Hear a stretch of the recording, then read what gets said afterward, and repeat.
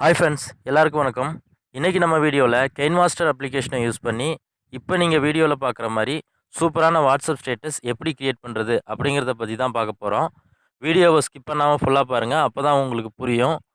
இந்த வீடியோவுக்கு யூஸ் பண்ணியிருக்கிற டெம்ப்ளேட் எல்லாமே டிஸ்கிரிப்ஷனில் இருக்குது, தேவைன்னா டவுன்லோட் பண்ணி யூஸ் பண்ணிக்கோங்க.